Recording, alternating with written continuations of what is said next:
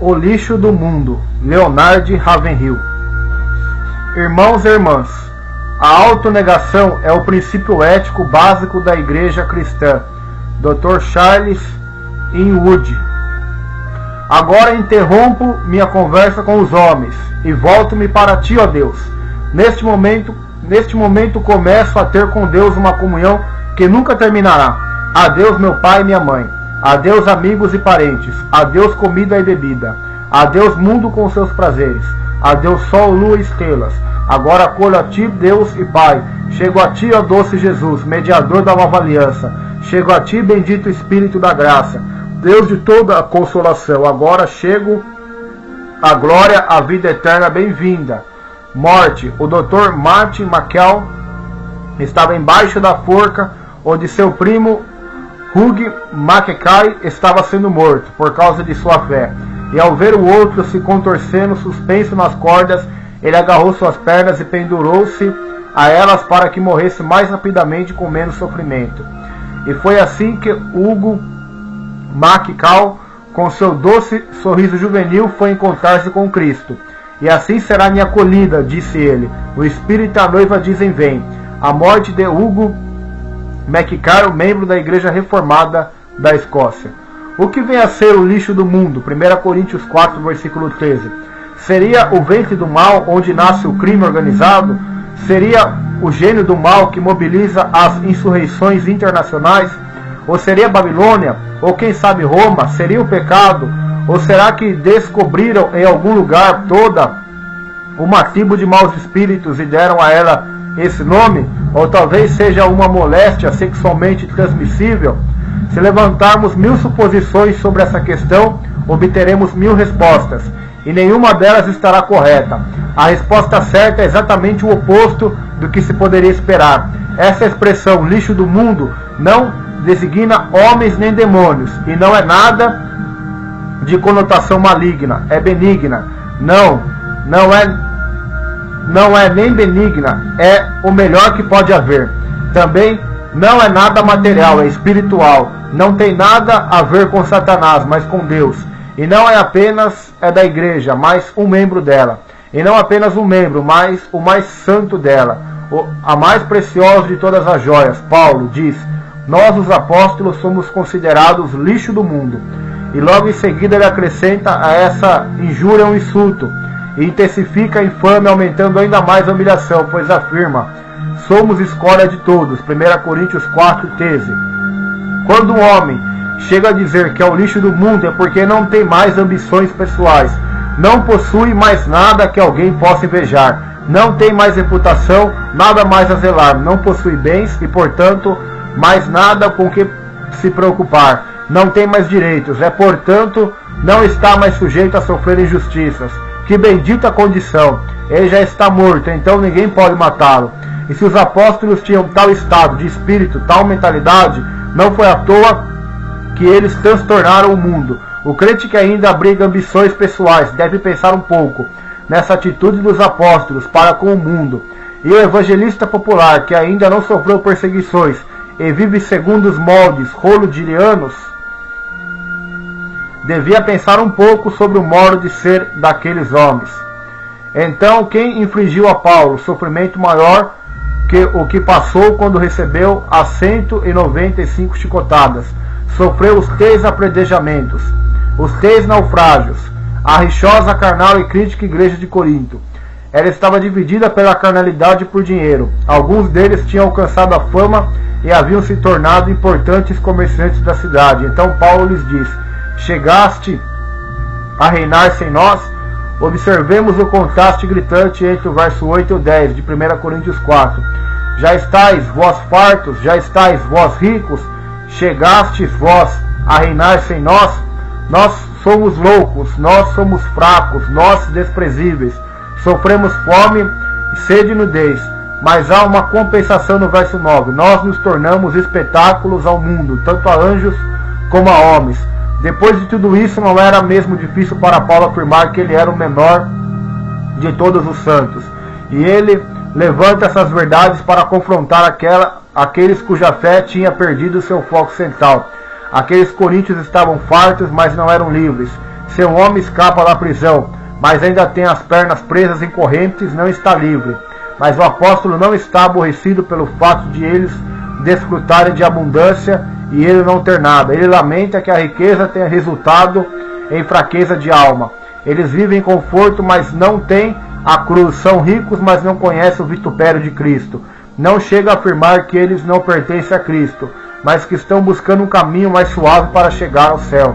E então diz: sim, oxalá reinasseis, para que nós também viéssemos a reinar convosco. Se eles estivessem reinando de fato, então Jesus já teria voltado. Eles estariam vivendo o milênio, e como diz Paulo, nós estaríamos reinando com vocês. Mas quem aceita ser desonrado, desprezado e desvalorizado assim? Essa verdade é revolucionária e põe em xeque nossa doutrina cristã falsificada.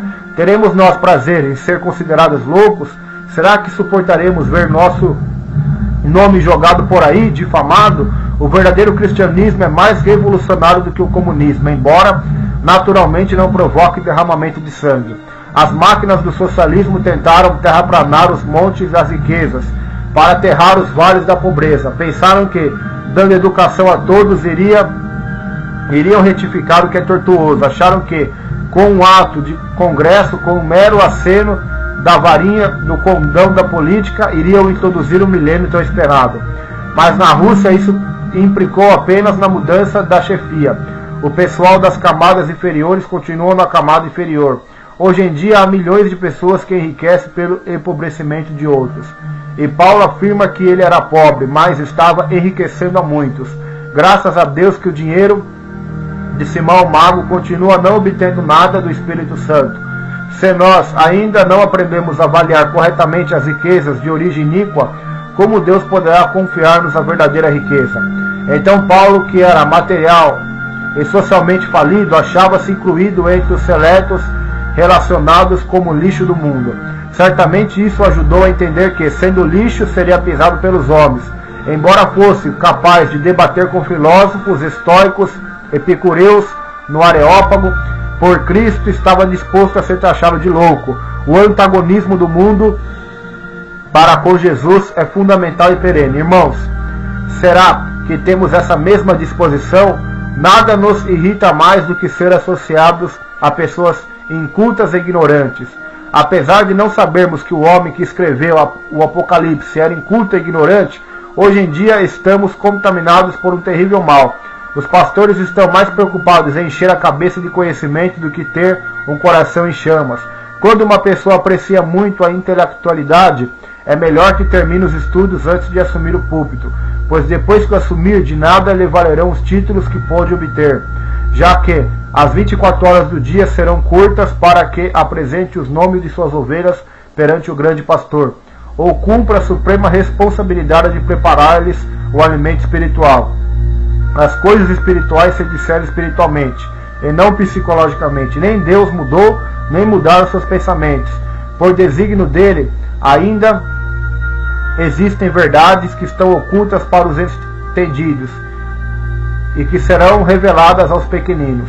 E os pequeninos, meus irmãos, não possuem intelecto privilegiado. A igreja de hoje está se gabando do elevado QI dos seus ministros, mas antes que alguém se glorie na carne, convém levar em conta que estamos presenciando um dos mais baixos índices de conversões, pois o diabo, irmão Apolo, não se impressiona com sua riqueza verbal. A linha demarcatória que distingue o crente do homem do mundo é bem definida, bem delineada, mas está totalmente desmoralizada na prática. Os peregrinos de Bunyan, ao chegar à Feira da Vaidade, constituíram um verdadeiro espetáculo, pois se acham em flagrante contraste com o povo mundano em seu modo de vestir, de falar, em seus interesses e senso de valores. Isso ainda acontece hoje.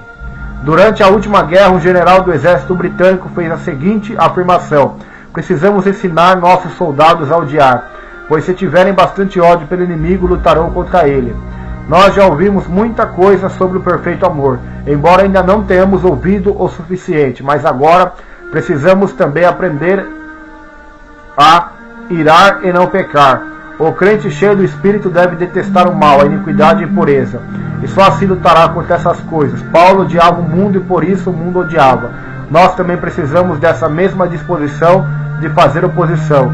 O evangelista Stanley escreveu A Face Escura da África, e o general Booth, fundador do Exército da Salvação, A Face Escura da Inglaterra, em meio a forte oposição. O primeiro falava das florestas impenetráveis de árvores altíssimas com seus leopardos à espreita, suas serpentes traiçoeiras e com os espíritos das trevas. Booth via as ruas da Inglaterra como os mesmos olhos com que Deus as via. A lascívia, os esgotos de pecado, a cobiça do jogo, o perigo da prostituição. Então levantou um exército para combater essa situação em nome de Deus. Hoje, nossas próprias ruas são campos missionários. Esqueçamos por um pouco que nossa sociedade é civilizada, pois é possível uma senhora elegante de belas maneiras e voz suave estar tão longe de Deus quanto o selvagem da tribo Mau-Mau, com seu saiote de capim.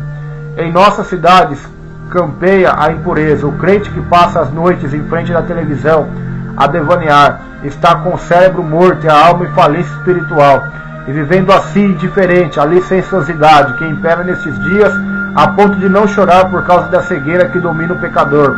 Faria melhor se pedisse a Deus que terminasse logo sua vida terrena. Hoje, cada rua de nossa cidade é um poço de pecado, bebida, divórcio, trevas e condenação. E se alguém tomar uma posição contrária a todos esses males, não deve admirar-se se o mundo o odiar. Se fôssemos do mundo, ele amaria o que era seu. Paulo declara firmemente: o mundo está crucificado para mim. Será que isso é demais para o crente do século XX? O Morro do Gólgota recebia muitas visitas de curiosos que iam ali para assistir à humilhação dos malfeitores, e aquilo era uma verdadeira festa. Zombavam-se de sofrimento, mas no dia seguinte, quem eram os primeiros a chegar ao local? Os primeiros eram os urubus, que iriam bicar os olhos das vítimas e a carne de suas costelas. Depois eram os cães que devoravam as pernas e os braços dos infelizes. Assim, todo deformado, com as entranhas à vista, o indivíduo era um espetáculo horrendo. E era assim que Paulo via o mundo crucificado, nada atraente aos olhos dele. Possamos nós também tremer interiormente e repetir, com lábios trementes, a mesma afirmação do apóstolo: o mundo está crucificado para mim. Só depois que estivermos mortos para o mundo, com todos os seus prazeres, sua glória fútil e alegrias efêmeras, poderemos experimentar a mesma libertação que Paulo conheceu. Mas a realidade é que nós, os seguidores de Cristo, respeitamos as opiniões do mundo e buscamos sua apreciação e suas condecorações.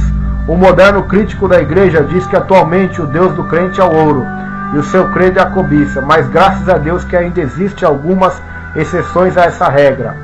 E esse bendito homem, Paulo, para quem o mundo estava crucificado, era considerado louco. E mais, ele apresenta sua mensagem de tal forma que alguns procuraram matá-lo, pois ele representa uma ameaça para o comércio deles. Esses apóstolos, com todo o seu santo e sadio desdém pelo mundo e pelas pessoas do mundo, nos deixam humilhados. Eles escalaram a íngreme ladeira para o céu, em meio a perigos, sofrimentos e labor. Ó Deus, dá-nos a graça de seguirmos as suas pegadas. Muito breve estaremos dizendo adeus à perecível vida terrena e saudando o início da eternidade. Quero desejar-lhe, prezado irmão, uma vida de serviço sacrificial para aquele que foi nosso sacrifício. Que também nós possamos terminar a carreira com gozo. Uma palavra de Leonard Ravenhill: o lixo do mundo.